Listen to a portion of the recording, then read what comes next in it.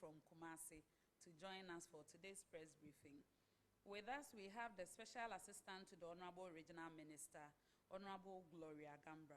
If you are here, we acknowledge you. We also have the Regional Economic Planning Officer, Mrs. Beatrice Osei Asari, with us this morning. We have with us the GES Regional Director, Madam Mary Owusu-Efriye. We also have the Regional Health Director, Dr. Emmanuel Tinkran, with us. Doc, we acknowledge you if you are here. We have the representative of the Highways Authority, Mr. Samuel Osei Asamoah, with us this morning. Also with us is the Urban Roads Regional Director, Engineer Francis Gambra. If you are here, we acknowledge you. With us is the MC for Ashanti Central, who is Miss Honorable Robert Kwachi. Honorable, if you are here, we acknowledge you. With us also is the MC for Ashanti South, and also the Dean for MMDCs in Ashanti region, and my brother, Mr. Alexander Frimpong. Honorable Alexander Frimpong. We have with us the Feeder Roads Regional Director, Mr. Justice Cranting. If you are here, we acknowledge you. With us also is the Mayor of Kumasi. You know him already, Honorable Samuel Pine. We acknowledge you, Honorable. We also have the Regional Coordinating Director, Mrs. Emilia A. Botre. If you are here, we acknowledge you, Chief. And as I mentioned earlier, the Regional Minister responsible for Ashanti region, Honorable Simon Osei Mensah. So, ladies and gentlemen, I will now yield the podium to the Honorable Minister to take us through his substantive presentation, after which we will come to you for your questions. Thank you.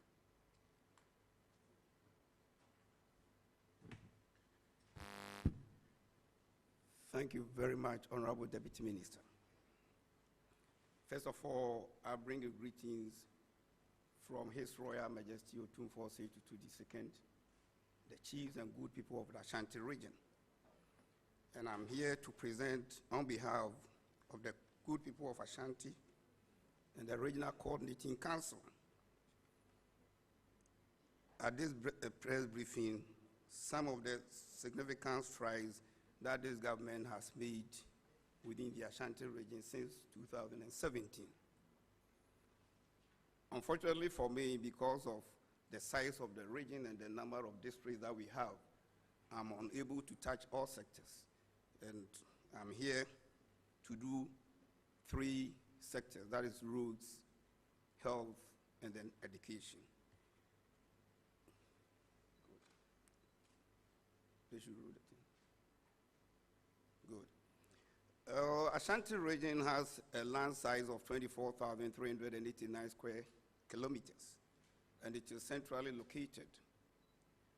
The population of the region as per the 2021 population and housing census is 5,440,463.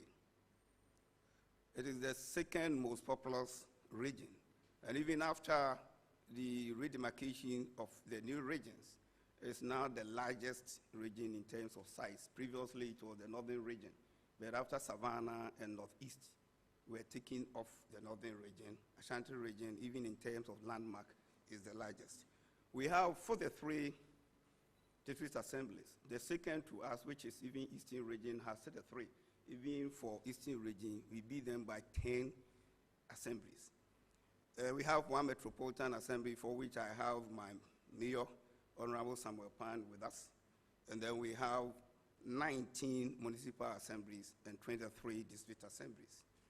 We have 47 constituencies out of the 275 constituencies of the country. This represents about 17% of the number of people in the House of Parliament. And if you take the assemblies, we have about 16.5 of them. We have major challenges as of 2017. When the President, Nana Addo Dankwa Akufo-Addo, graciously gave me the position to take care of the Ashanti region, I did a cursory analysis of the problems of the region.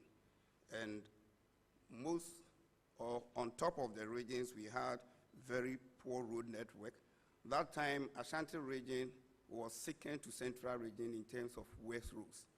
And then the next area was health infrastructure within the region.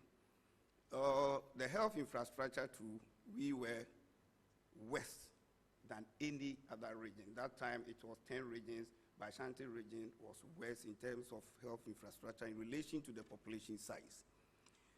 The other one was that we have several uncompleted health projects. Then security was also a challenge, sanitation was a challenge, educational infrastructure, especially after the introduction of the free SHS. We realized that we had a huge deficit of educational infrastructure. A cursory analysis of the challenges revealed that the topmost were in the areas of road, health, education, security, and sanitation. But for the purpose of this particular press briefing, I'm restricting myself to road, health, and then education. The road sector. Since 2017, the region has seen 336 separate road contracts with a total length of 6,498.75 kilometers. Out of this, 1,515.06 kilometers have been completed, representing about 23.3%. And the breakdown, we have the first table there for Department of Urban Routes. Department of Urban Routes has awarded 64 contracts. When it comes to the Ghana Highways Authority, they've also awarded 69 contracts. And then Feeder Routes has the largest, which is about 203 contracts, all summing up to the figure of 336. One area people have been yearning for is the construction of interchanges in the Ashanti region. Just on the 28th of July last month, Parliament approved a loan facility of 140 million euros for the construction of the Swami interchange. Besides that, let me explain some things or give additional information. The Sofo Line interchange, which was started by former President Kufuor's regime, also had other interchanges included. One is the Bekwai Roundabout interchange. The other will be the G Roundabout overpass, which we also call interchange. So if the Sofo Line interchange project is finally completed, then it means we have an interchange at Bekwai Roundabout and also an interchange at Komfano Teaching Hospital Roundabout. I think he will show you some of the routes. We have so many. If you are talking about 1,515 kilometers, we cannot show everything. So we show you few of them. But when I took over the affairs of Ashanti region, I sat down with the captains of the road sector in the region, and we strategized. The first thing we decided to do was to fix broken bridges. The roads were not very bad, but because some bridges, major bridges, had collapsed, the diversions were too long, so we decided that let's fix first the bridges for which the cost is quite low, and then make those roads motorable. So if you go to Airport Junction, there's a hotel we call Samand Hotel. There was a major bridge there, we fixed that one. We have Kodaso, we have Akrim going to Gokrum area. There was another bridge there on the Odium Junction through Angomasu to Domiabra. We fixed two there. If you go to, there's a lady who had a restaurant, that area, her name is Popra, around Kodaso. She also, her area, we fixed another bridge. We fixed several bridges to make sure that those roads became motorable. Then the next step was also to look at the main road leading to Kumasi. That's the major trunk road to Kumasi. That's the Accra-Kumasi road. And the major challenge on that road, or the major challenges on the road were two. One, we had some runabouts, which were very uncomfortable, which were very uncomfortable for motorists, especially articulated tracks. So we needed to redesign the 4 roundabouts. The one at Jussel, the other at Ujum Junction, one at Bodi Junction, and the other at Tech Police Station. After the redesigning of these roundabouts, what we witnessed is that from that time, it has minimized the accident we used to have and the heavy traffic we used to have on that road. Again, between Tech Junction and Anraga Junction, the place was highly deteriorated, and we needed to fix that side. And then we had to look at the inner ring road. So we tackled between Anraga Junction and Airport Roundabout, then between the Airport Roundabout, and then Swahili Roundabout, just to minimize the traffic within these areas. Having done that, then we needed to look at all the other major entry points to Kumasi. So we first had a look at the Lake Road. So we awarded between Coca-Cola area, that's around Brewery area, to Dompasi Junction, to Chico, a Chinese company. That particular project had 6 components. The first component is the road itself that we needed to dualize. The second component is a bridge over River Susan. The third component, those who know Kumasi very well, when you get to Kumasi South Hospital, we normally call it Atunzu Agogo Hospital, there was a lorry terminal there, and always there was heavy traffic. So we needed to relocate the terminal at Dompasi Junction. So that is the other component of the road. And then a 2 kilometer by 38 meters storm drains. I think according to the captains of the industry, they are saying it's going to be the longest storm drain in West Africa. I don't know, but once they see, I carry the information they give me. That one is almost completed. We are left with just about 20 meters, and that has not been done because the main bridge, we are now filling the banks. And when that is done, we will complete the construction of that side. And then downstream, the river, we have 1 footpath for pedestrians, and we have another bridge for vehicles. So these are the 6 components of the road. The terminal is completed. The bridge is almost completed. After they fill the banks of the bridge, it means that it's completed. What will be left outstanding is just about maximum less than 500 meters of the road to be dualized, and that project will be fully completed. Then having looked at that, then we had to look at beyond the Dompasi Junction, which we also awarded in 3 phases. The first phase was about 8.8 kilometers from Dompasi Junction to Apuchuja. One side is fully completed. The other side is about 75% complete. And that is to make sure that we take off the heavy traffic on that stretch of the road leading to Kumasi. Then we move from there to the main Obuasi Road, and we needed to make 2 interventions. We realized from Kokobin to Anyuan Kwanta, there's always heavy traffic. But from Anyuan Kwanta to Obuasi was so bad that a distance one could take just about 30 minutes to cover.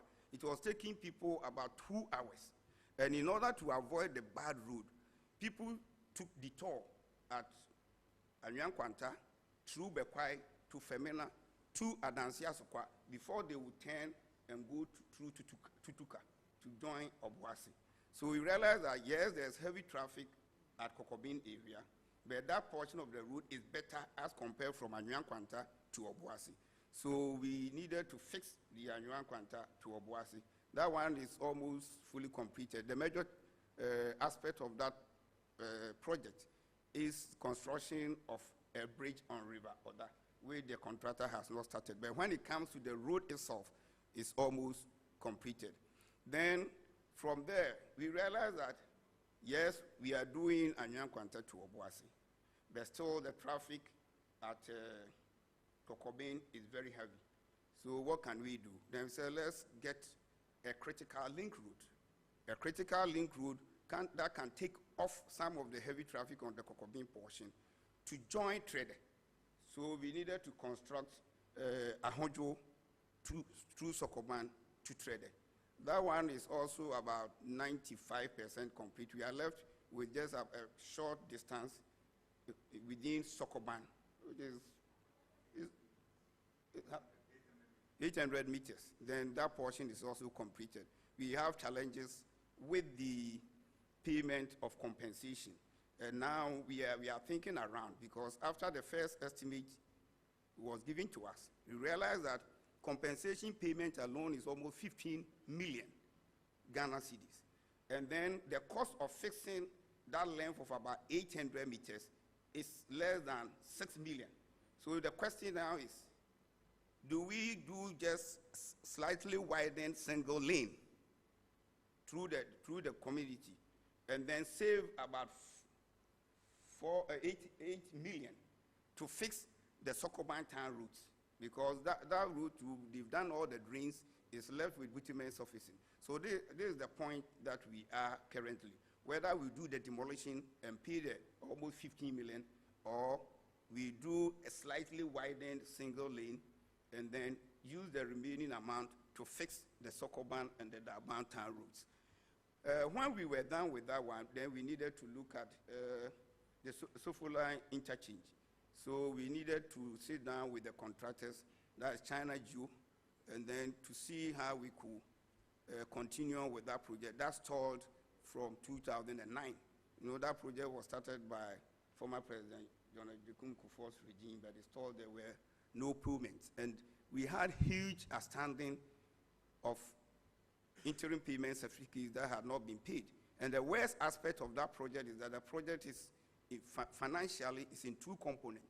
One component is cedi, the other component is dollar. And after every 90 days of issuance of an IPC, that's the interim payment certificate, when it's not paid, the contractor will apply for interest on delayed payments. So whilst we were not continuing with the project, we were still paying interest on outstanding IPCs.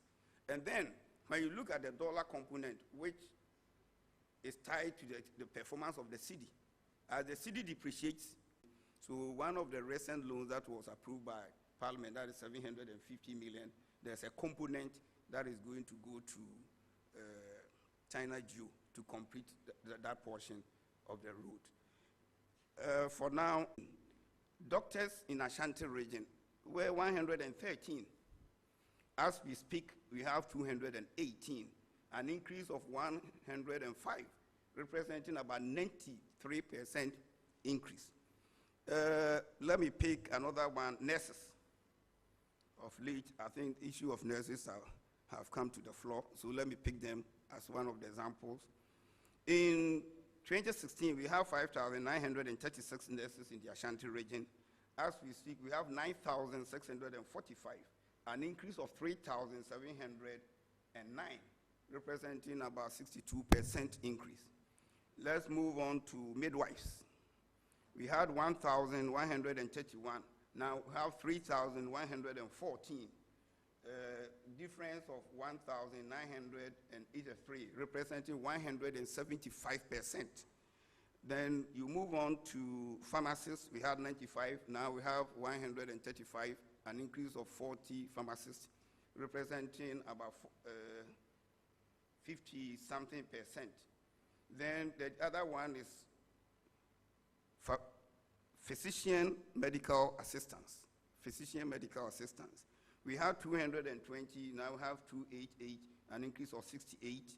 Then biomedical scientists, we have 59, now we have 131, an increase of 122. But if you take the total staffing as at 2016 was 10,331.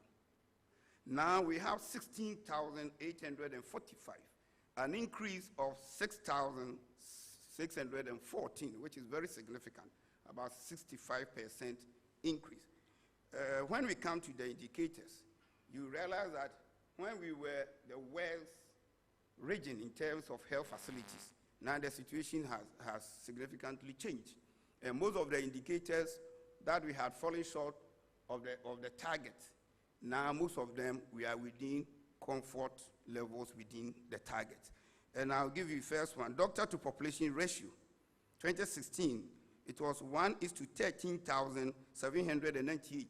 That meant that at that time, one doctor was to see 13,798 patients.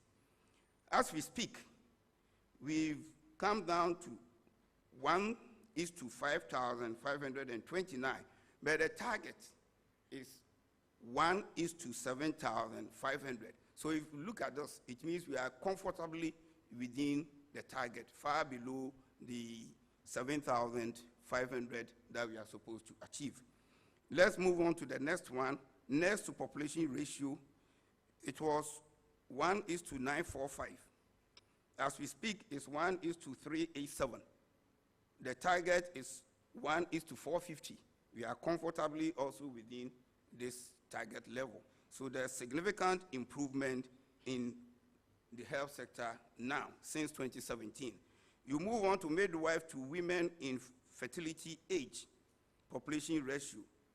In 2016, it was 1 is to 1,151. As we speak, it's 1 is to 267, which means that we are far, far below the target of 1 is to 700. That is, the ideal situation is 1 is to 700, but now we are far below 1 is to 267. Within all the areas, there's significant improvement. Now we have health infrastructure. I think this has been on the airways for a long time, since 2017, that some health facilities that were ongoing have been abandoned.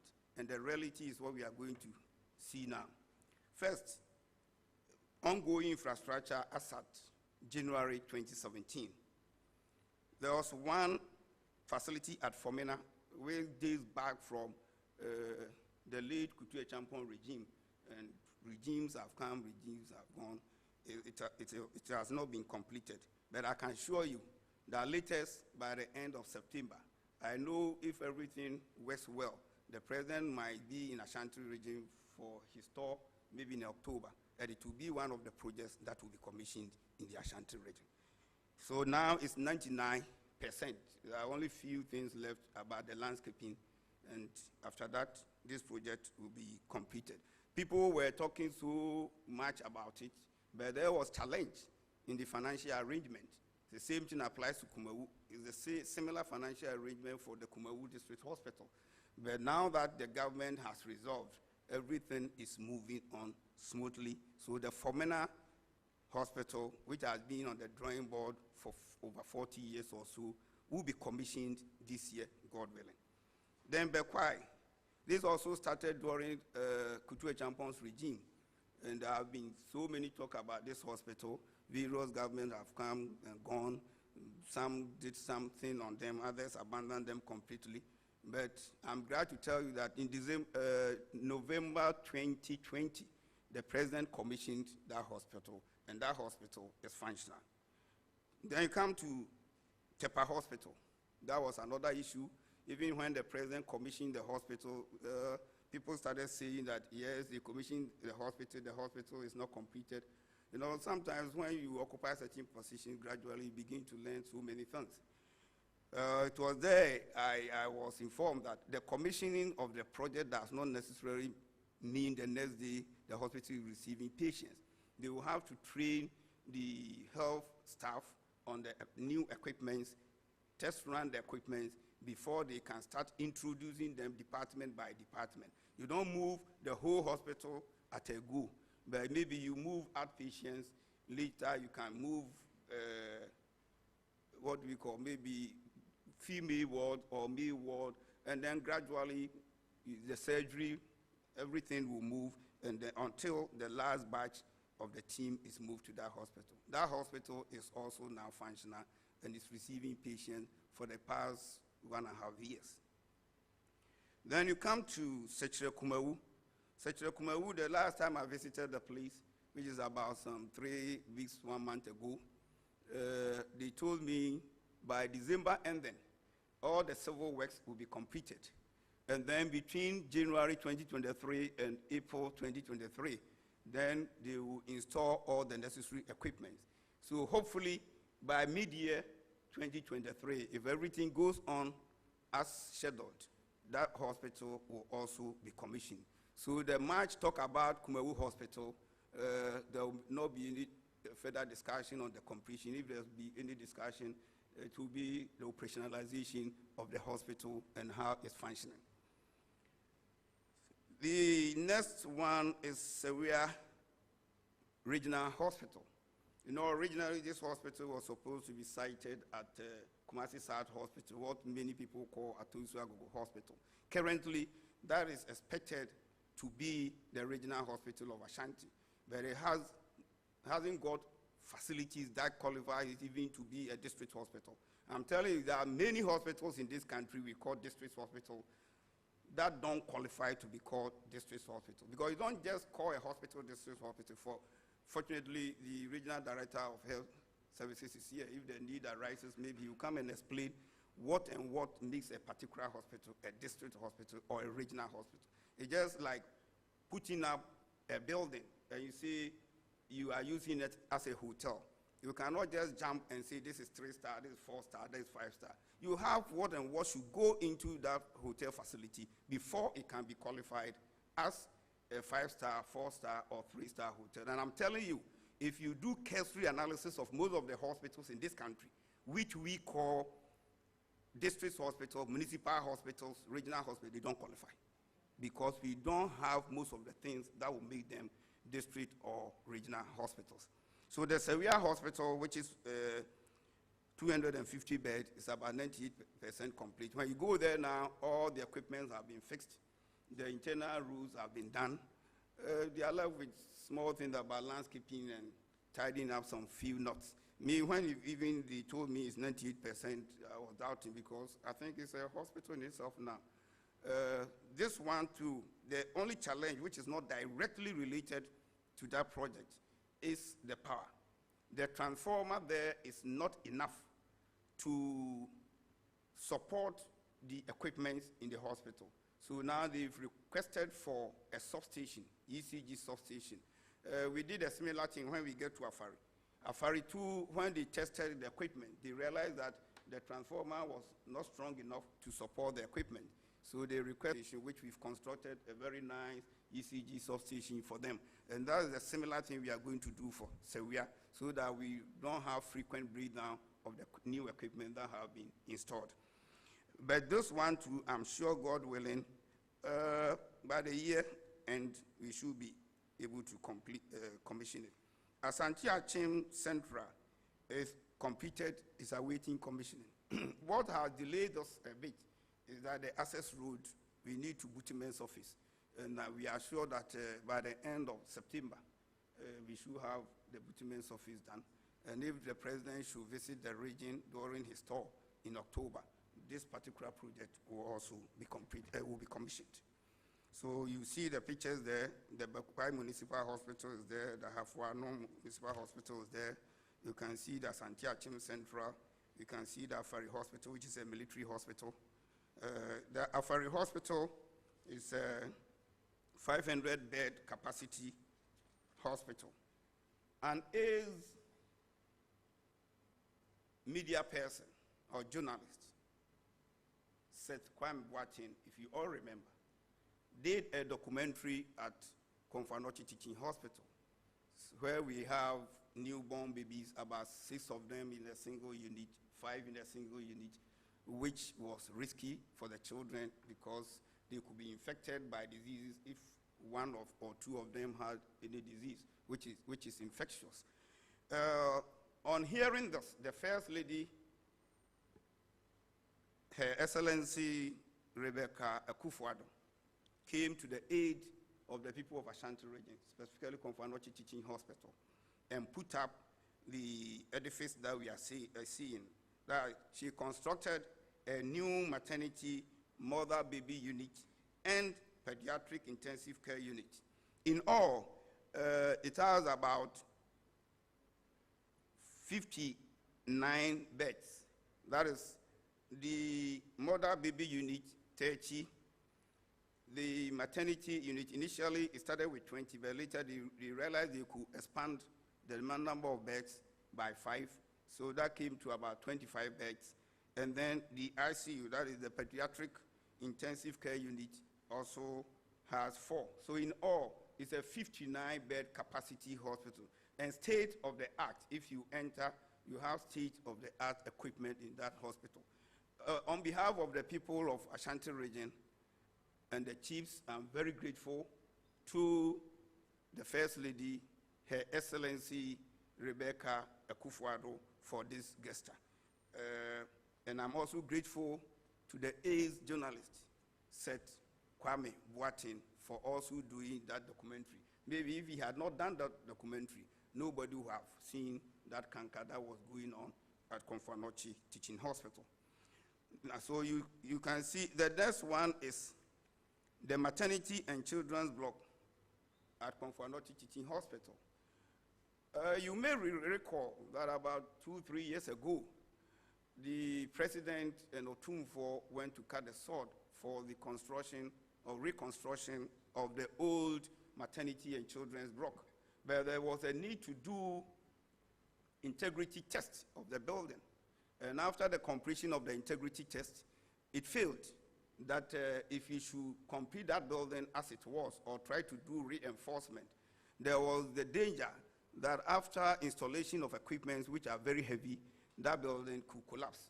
So the whole old building, we started during Kutu Echampo's time. I don't know, I'm sure he was very much interested in health facilities. We had to bring the whole structure down and construct a new hospital. So the whole floor for the main building is completed, that the civil works is completed. Alongside, it's not coming out clearly. They've now started the outpatient structure.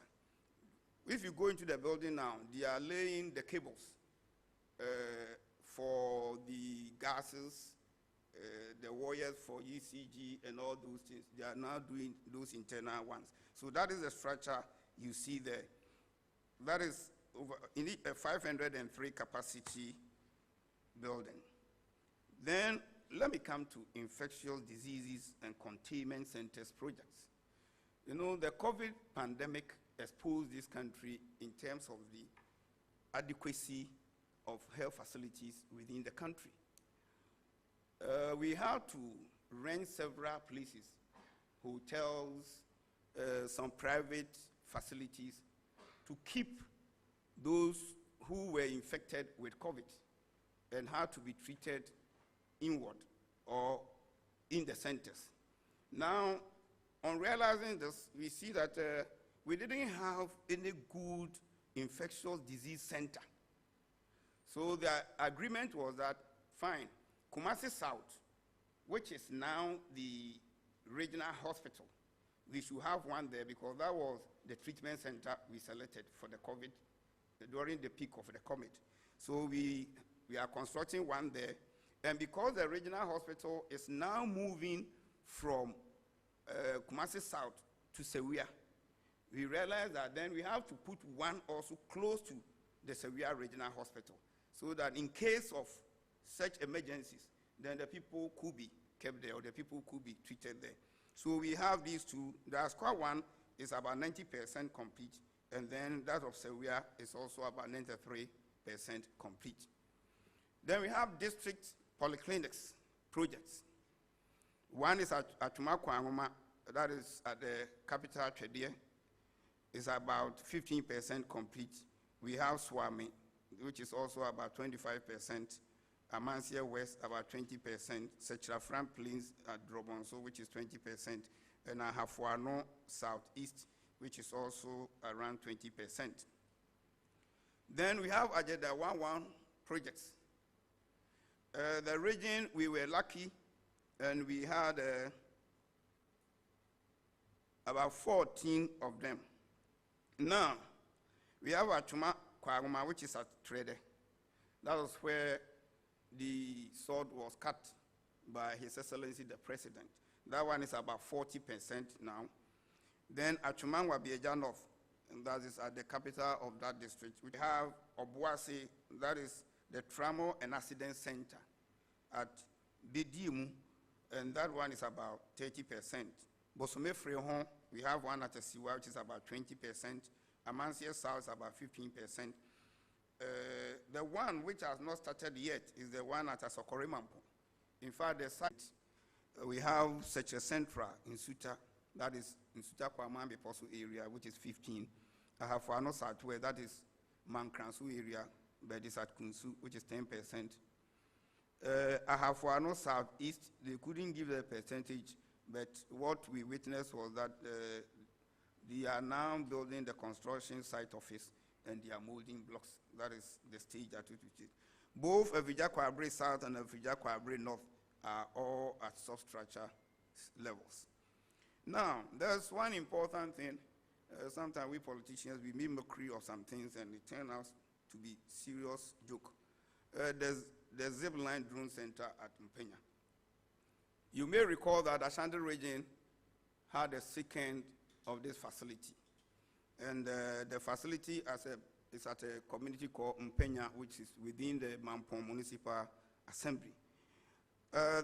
This facility serves 4 regions. That is Ashanti, Ahafo, Bono East, and Eastern region. There are 28 districts in Ashanti that are served by this facility, and then Ahafo 2, Bono East 4, and then Eastern region 1. The total number of facilities served directly, that is health facilities where they deliver some of these medicines, are 328, and you have 274 in Ashanti, 18 in Ahafo. Bono East 31, and Eastern region 5. Between October 2019, when it was commissioned, up to December 2029, they made deliveries of 461. In 2020, they made deliveries of 11,274 and 20,274. And 2021, deliveries of 21,399. And then this year, so far, they've made 11,093 deliveries to various centers. Now, the total products delivered, the figures I gave earlier are the deliveries, like they go one round and come back. Those are the deliveries. But the quantity of products that are delivered is what I'm going to give now. Between October 2019 and December 2019, they delivered products of 2,564. 2020, they delivered 78,132. 2021, 312,323. 2022, when the year has not even ended, we have more than a quarter to end.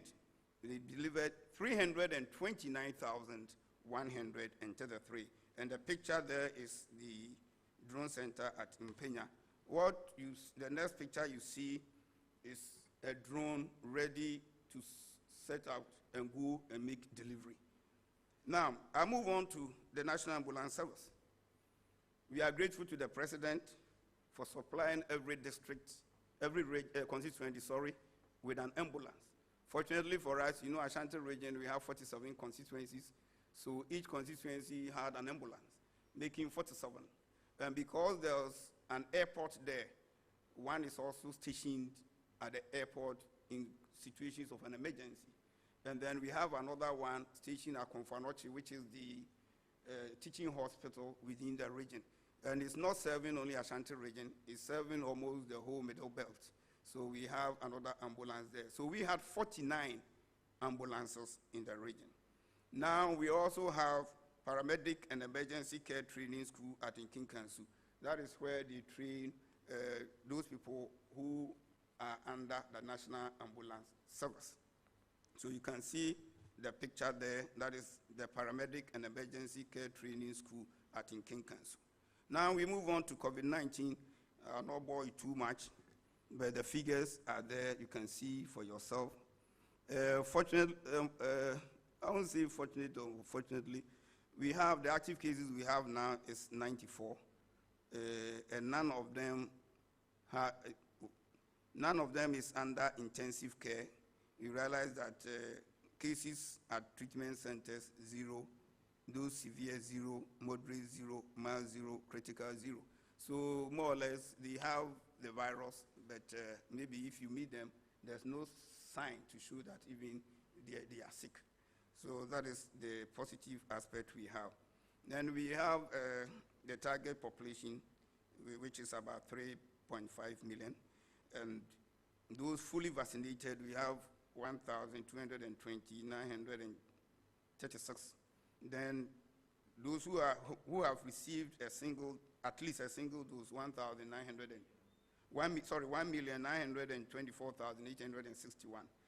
And then those who's received is 4,119,386. Those who's used, we have, expired. You know, some people are not going for the vaccination. I don't know. Now they think the pandemic is no more there, but it's still there. So I'm urging all those within Ashanti region, not only Ashanti region, the whole country. Those who have not gone for the vaccination, it's better they go for the vaccination. At least when you are attacked by the virus, it will not be devastating as if not taking the dose. So they should go and take the dose.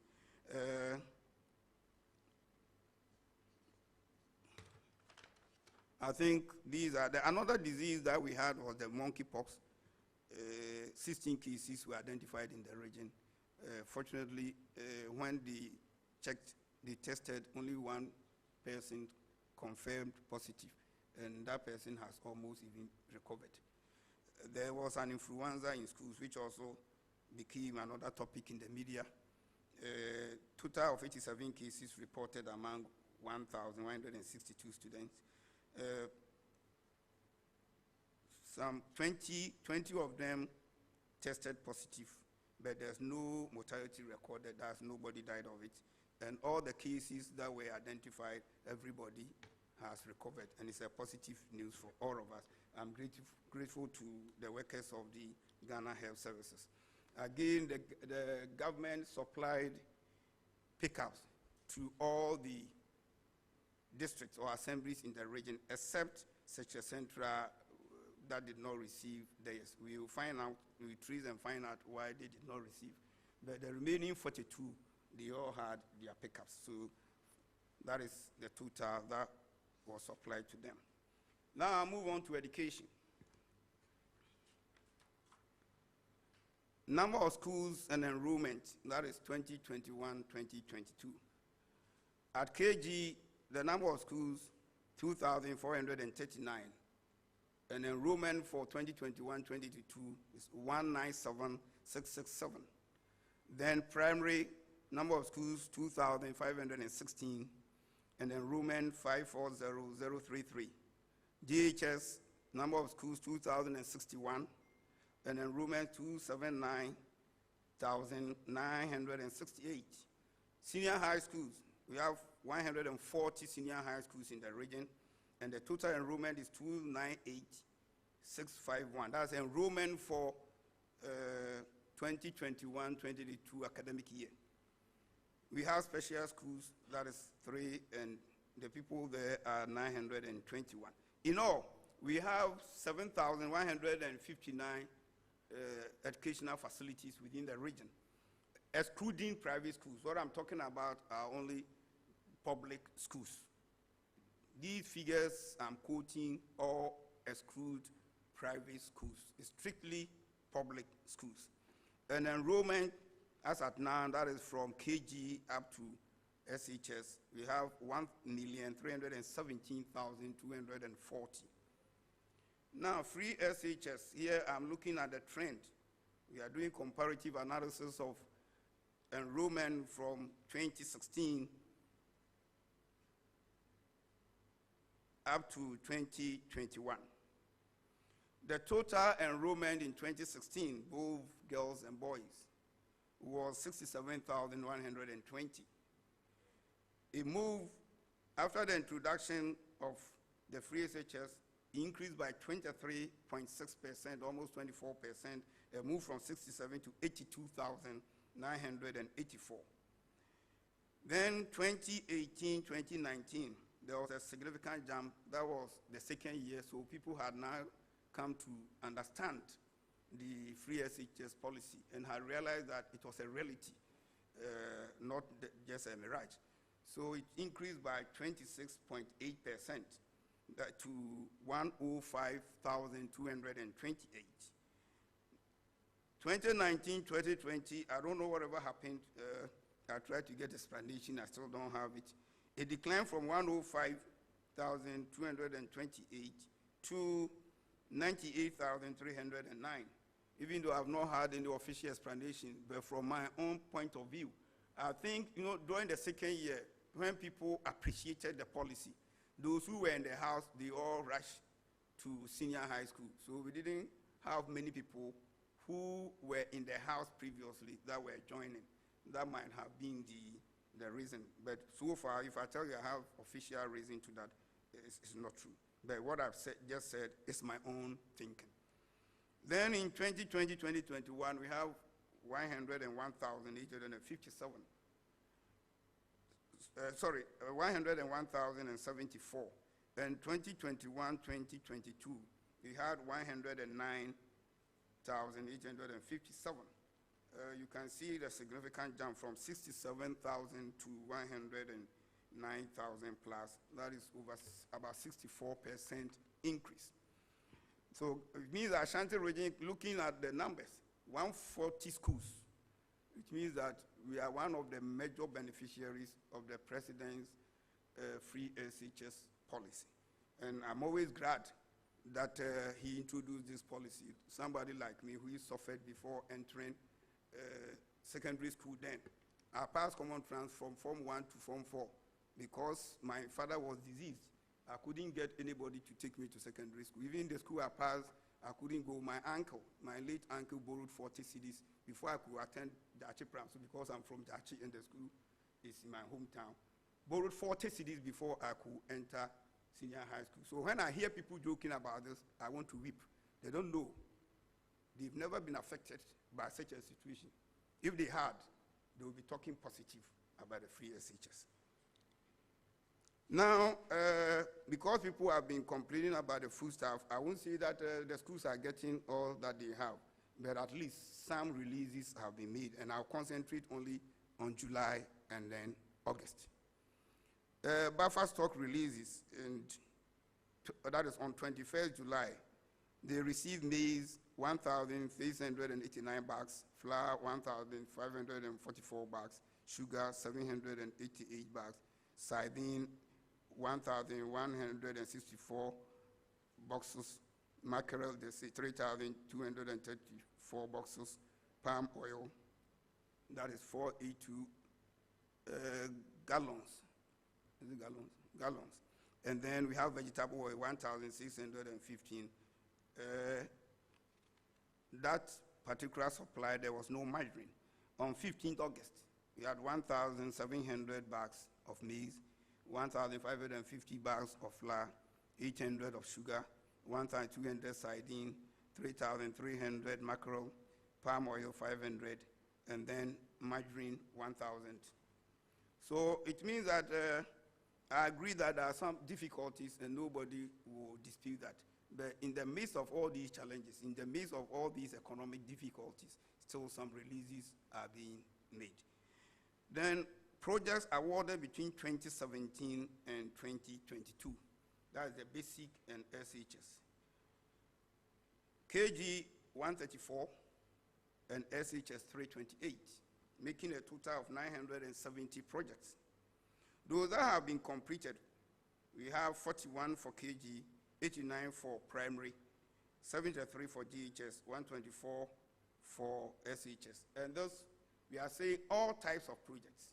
Some could be kitchen for KGs, some could be dormitories for SHS, some be 6-unit classroom block for a primary school, or 12-unit classroom block for a primary school, dining hall for SHS, assembly hall for SHS. So all types, that is, we've not segregated or not giving the breakdown of the composition, but we are talking about all projects. So 327 have been completed, And then those ongoing, we have 393. Those that are stalled, we have 250 that are stalled. We now move on to STEM and TVET, or TVET and STEM. We have three main STEM projects. I'm even told there's a fourth one which I've not captured, which is at Jachi, still in the Bosomchin district. The Creative Arts School in Kodaso. That's going to be the first of its kind in this country. The first time we are going to have a creative art senior high school in the country. And that is being constructed at Kodaso. I think they will show you the picture, the aerial view of the project. Then we have Bosomchin Girls, which is also a STEM school. That one even, it made its first admission last academic year. So we have students in that school. And then we have J.A. Kufuor Senior High Technical School that also has advanced. The project is about 75% complete. Some of the facilities are complete, but others are different levels of completion. But in all, it's over 75% complete. Now, TVET, we have 19 schools, and there are various projects ongoing in those schools. The lists of the 19 are there. I don't want to take too much of your time because of time constraints. Vehicles that have been supplied to the educational sector. There's 1 Land Cruiser, 88 buses, 169 pickups, and 299 motorbikes. So in all, we are talking about 557 vehicles. That is motorbikes, pickups, buses, and Land Cruiser. These are some of the things we supplied to the educational sector to make them mobile, so that those who are supposed also to go around and check the activities or the performance of the teachers in various schools, they could use motorbikes, especially in areas very difficult, that are very difficult, the difficult terrain. They can use the motorbikes and others, and they can use the pickups for most of the official duties at the office and whatever they have to do it, and sometimes also go on monitoring and supervision. Apart from this, there are some legacy projects. We have the airport expansion project. They projected to complete by the end of this month, but my last visit, I doubt they can do it. Maybe we'll look at somewhere in October. But whatever the situation is, this project will be completed by the end of this year. And we start receiving international flights. That is where we will talk about Kumasi International Airport, not airport by nomenclature, just changing a signboard and putting international airport there as an airport. This is rare airport that will receive international flights and that will meet international standards. The mayor is here. It's in his jurisdiction, but there's a caveat. There's another municipal chief executive. Municipal chief executive of Asokore Mampong, Honorable Kwesi Mumuni Kankam. He also claims that it's for him. So he calls his municipality airport municipality. Then mayor will also say that, then go and check Kumasi International Airport to Asokore Mampong International Airport. So this argument, I want to take myself out of it. So then we have, this is the first time I've seen this in this country. And many people are not aware of it. We have accommodation for the judiciary. We have 4-bedroom flats for appeals court judges in Kumasi. It just shares boundary with the Regional Coordinating Council, where my office is. And this is the stage that the project has reached. The contractor has been very fast. It's just about 1 year or 1 year, 3 months. And he's ahead of the projected time of completion. You have the 20 plus outer house maybe for support staff or something. And then they have some auxiliary facilities, tennis court, swimming pools, mess or office for a place where they can relax. Yes. All of them are included in this particular project. Besides this one, which is for the appeal court judges, which are 20 different separate blocks accommodation. We have other 12 flats. There are 2 blocks of flats. Each of them has 6 for lower level staff of judiciary. That is, the picture is not here. So this is also a landmark or a legacy project that this government can leave for the people of the Ashanti region. What you are seeing is, the next one is Kejetia Central Market Phase 2 project. If we can do any proper decongestion in Kumasi, it's this project that is going to solve it. I've said it time again, I'll say it even during my last vetting. Several questions were fired at me on this. I say most of the problems we witness, the congestion we are seeing in Central Business District area in Kumasi, is the result of the construction of first phase of that project. You see, when you are doing project, you have to analyze what we want to achieve at the end of the project. Kejetia, anybody who have lived in Kumasi before, Kejetia was a lorry terminal to support Central Market. So if you want to change the functionality of that particular facility, then there should be an alternative facility to take that function. This one did not do that. If you go into the records before the commencement of the project in 2015, over 1,000 vehicles, commercial vehicles, were parking at Kejetia Terminal. The new project made provision of this one is not about, only 108 maximum parking lots. You throw more than 900 vehicles outside there, where do they go to park? Without providing an alternative lorry terminal, whether temporary or permanent. That is why we see what we are seeing. So if you go to Kumasi now, any runabout has been turned into a lorry terminal. When I came in 2017, I started driving them away. Later, I reflected, because anytime I drove them away, they came back. I reflected and realized that, where do I drive them to? I have not provided an alternative parking lot for them. So you drive them, they will have to eat, so they will come back. So now what we are doing is we are only trying to manage them. The second problem, apart from the commercial vehicles, you built more than 8,000 shops. No lorry park. Even if just 5% of the 8,000 of them have vehicles, you're talking about 400 vehicles. Where do they park? And I still stand by it. The congestion we are having in Central Business District is the poor implementation of the phase 1 of the project. Then I'm going there to patronize the shops. I have a vehicle. Where do I park? There's not an alternative parking space. And that is what I've said, and I'll say it anywhere I stand, even at gunpoint, that project is like a beautiful box, smelled with gold, but when you open it, it's dirty. The content is dirty. So when we came, we had to sit down with the consultant and the contractor and look at how we can solve the problem with this second phase. So what we've done now is that the whole ground floor will be lorry park of the project. The whole ground floor will be lorry park. The first floor will be meant for traditional market. My grandmother will not go and sell plantain in a shop, a lockable shop.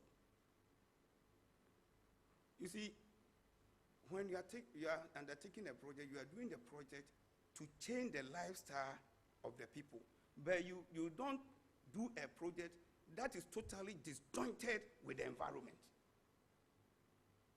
So now we are going to provide more tabletops.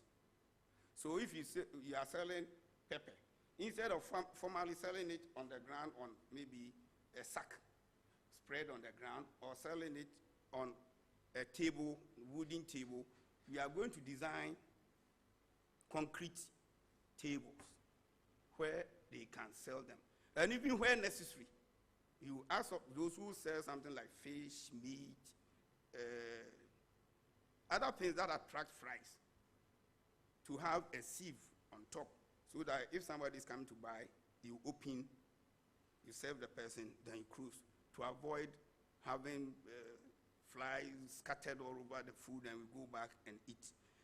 So this one, we are making sure is going to solve some of the problem. Again, I will commend the mayor. When he took over, we've advised all the MMDCs that between February and March ending, all the major drains must be desilted. We need to desilt all the major drains before the onset of the rain. He did it this year. You do hear any flooding around the central business area. But if you are not done, there will have been a repeat of what happened last year. So this new one, we are doing a bigger drain around the whole market as a collector drain. I don't know whether that's how it's called, collector drain. Yes. That will collect all the rain runoffs and then take it straight into the May Susan drain, so that we will avoid flooding. So this is a project that is dear to my heart. If you are not able to complete this project, you can shout at the mayor 1 million times. You can shout at the regional minister several times, to be difficult. Take a small company, I won't say a small company, a private company, like VIP. They know where their parking space at Central Market, Asafo Market area is very small. And because of that, they have a holding bay around a place called Abinchi. So always they have maximum 2 vehicles parking. The one that is loading and the one that has come to offload. Maximum 2. So when they try this one in phase 1 of the KJTR Central Market project, there should have been a holding bay. Because every station is taking, they have 54 stations, each is taking maximum of 2 vehicles. The one that is loading and the one that has come to offload. But because there was no holding bay, they have to park anywhere. VIP did it. So you will never find congestion around the VIP loading station at Asafo Market. So you come offload, you drive to the holding bay. When it's your time, they give you a call, you come and load. And that is what should have been done. But Penifosi, Edijawa near that's why we will do it under phase 2 and solve the problem and make sure that the congestion at the central business district area, if not removed entirely, because it's not easy to solve every problem 100%, it will be minimized to the barest minimum for people to have the freedom and comfort to move around central business district area of Kumasi. The other one is Akomadan Greenhouse. It's a delight to watch. They produce vegetables. They have their hostel there, and they do their training. There's a school attached, and they do this in-house greenhouse production. They produce tomatoes, pepper, beans, etc. And that is one of the legacy projects that this government has given to Ashanti region. To end it all, I'll say, as much as I admit that the government has not been able to bridge the gap between the regional expectation of infrastructure development and actual delivery, I'm of the strongest conviction that the MPP government has not performed badly in terms of provision of development facilities in the Ashanti region. Even taking these 3 sectors alone as an example, you realize that the government has not done badly at all. But for the global economic crisis, which has had a devastating economic effect on the country, most of these projects will have been completed. Thus, bridging significantly the gap between actual and expected levels of development. At this point, I wish to express the appreciation of the government to the chiefs and people of Ashanti region for the patience they've demonstrated so far. We also thank the Ministry of Information for offering us such an important platform, but I have one request to make. Subsequently, such press briefing must be done at the regional capitals of the various regions so that our media people can also participate. Additionally, I take the opportunity to express our profound appreciation to His Excellency, the President of the Republic of Ghana, Nana Addo Dankwa Akufo-Addo, and the entire government machinery for the effort to improve the development of the Ashanti region.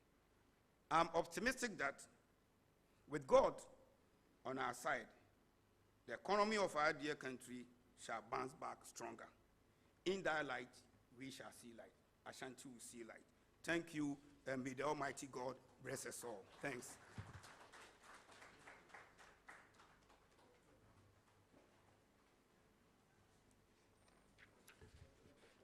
Thank you so much for the insightful presentation, Honorable Minister.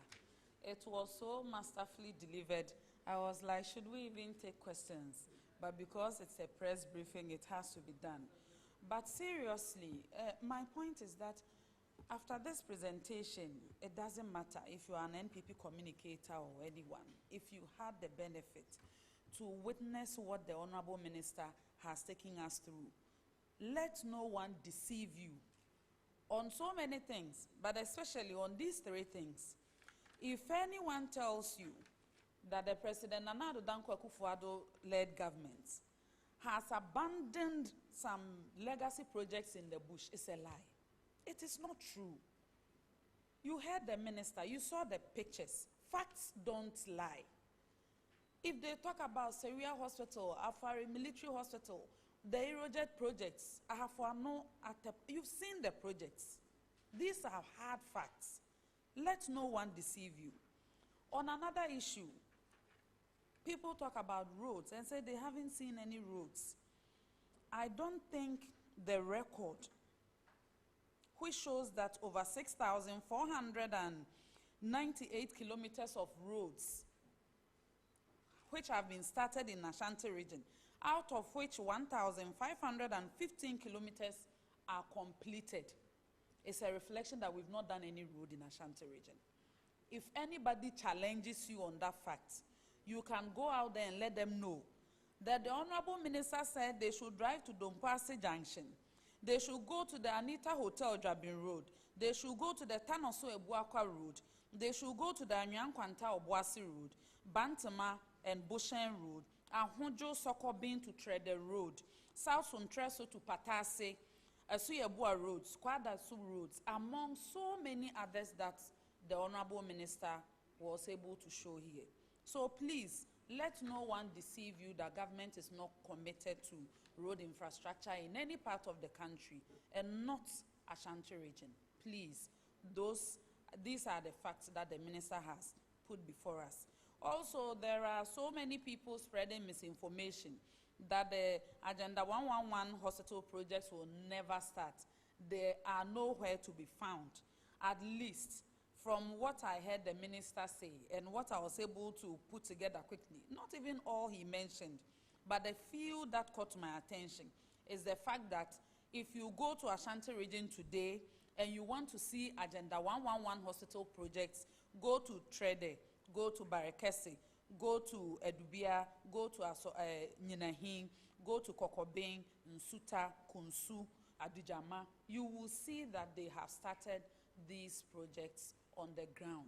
Nti so obi ka kire say projects no ebi aka nwuram ato nsuom mepa mocho enye nokre. And a minister nso so dey afa ni nyina mo. So on this note, we will take just one set of questions because the presentation was quite comprehensive, and I think the Honorable Minister has covered almost everything, but for the purposes of clarification, if you have any question, kindly show by hand. They will bring the microphone to you. David will bring the microphone to you. You mention your name and media house, and proceed to ask your question.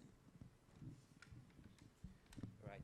Thank you very much. My name is Obed. I report for GH1 TV. And our Minister, last week, a research outfit came out with a report that suggests that the Ashanti region is the region that's recorded the highest number of violent cases. I don't know if you've cited a report. Violence? Yes. Okay. Yes. I don't know if you've cited a report. What is your reaction on it, especially on the backdrop of the KNUST saga between the two wars? Thank you very much. Okay, thank you for the question. My question segues into what he said.